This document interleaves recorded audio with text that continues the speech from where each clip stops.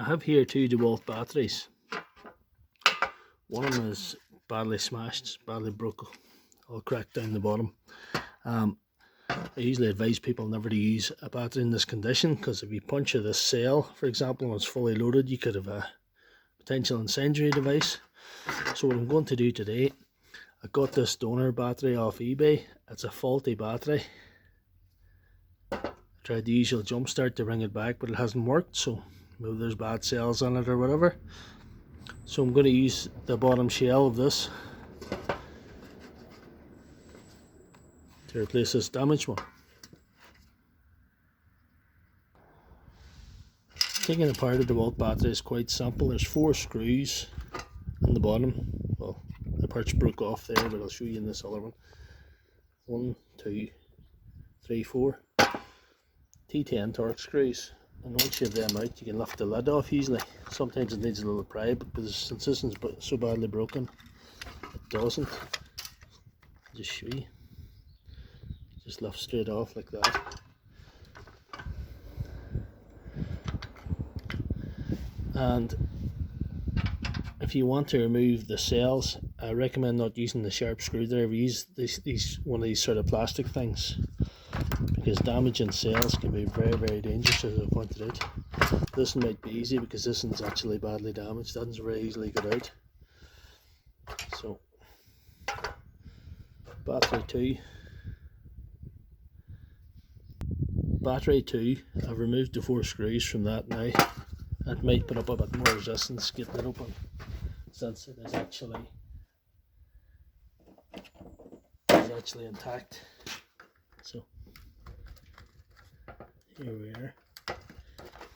Give it a little pry with a screwdriver, but you must be very careful working with sharp objects around these cells.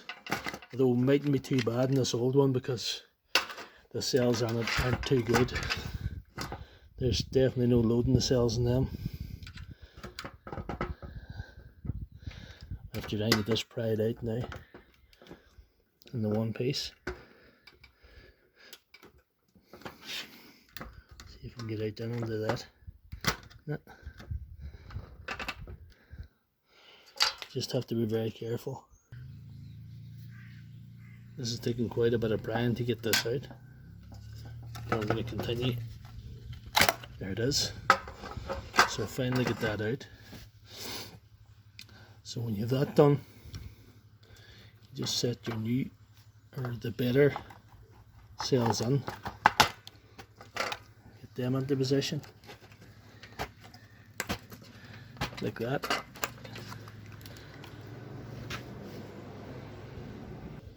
I'll just take this old battery away so you can see that properly.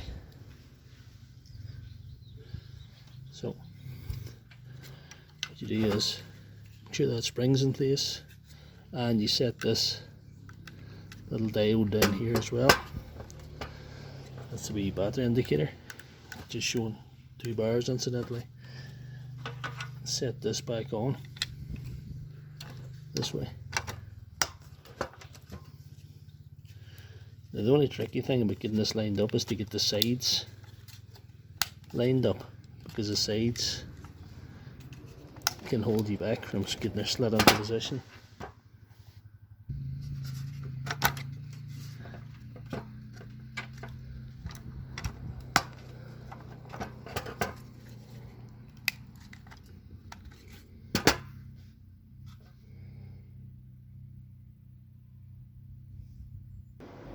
That's got it. I find by squeezing the sides in and pushing down, everything lines up. So it's a matter of putting on the 4 screws. I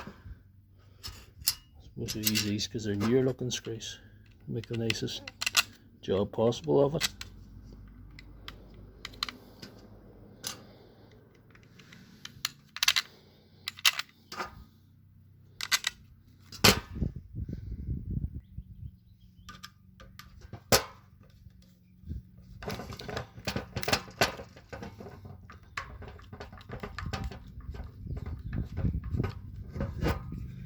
That's it now. And that's how you fix a battery with a broken casing.